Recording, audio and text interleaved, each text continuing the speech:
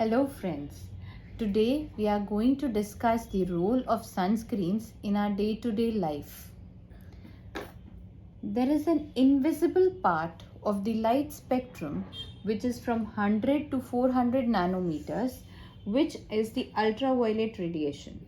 The ultraviolet radiation consists of UVA, UVB and UVC radiations.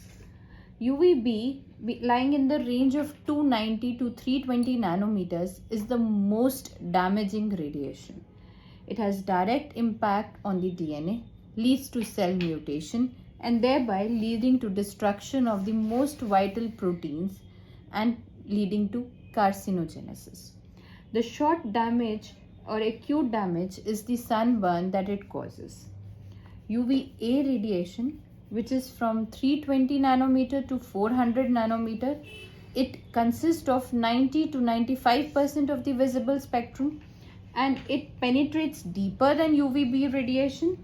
It is not absorbed biologically and it is also less harmful as compared to UVB radiations.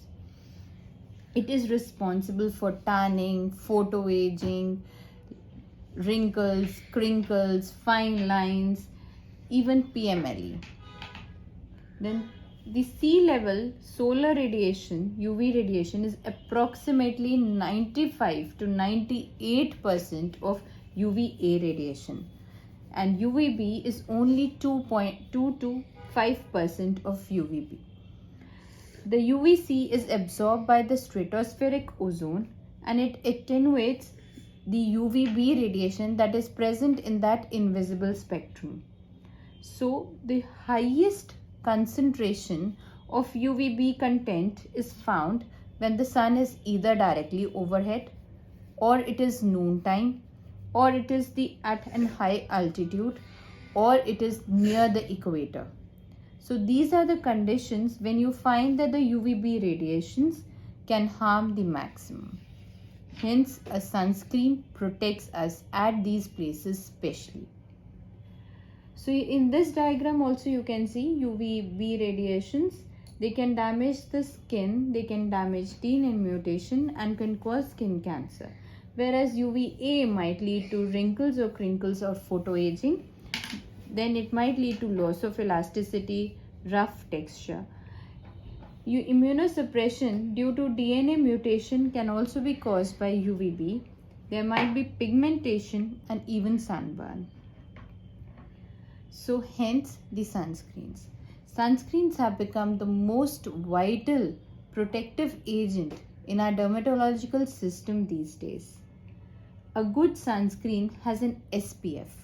So what is an SPF? An SPF is the time taken to burn with sunscreen over the time taken to burn without sunscreen. So supposedly we can take this diagram. So it might take 10 minutes to burn, for sunburn to happen if we venture out in the sun without a sunscreen.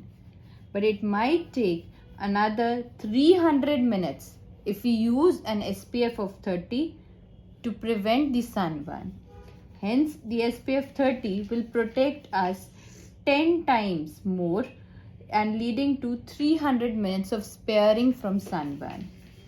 In short, it is that 300 minutes divided by 10 minutes. In comparison, the SPF will be 30. So it is 30 times protection. In this diagram, there are 100 photons. 100 photons enter into the skin when there is no sunscreen. In a similar manner, when we have an SPF of 15, 93% protection is given and only 7 photons enter the skin. And in a similar manner, if we have an SPF of 30, 97% of protection happens and only 2 to 3 photons enter. Hence, the SPF of a sunscreen is very important.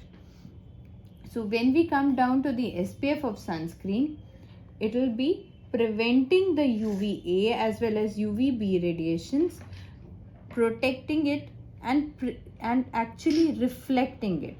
So protection is offered by a chemical sunscreen and a physical barrier will reflect them.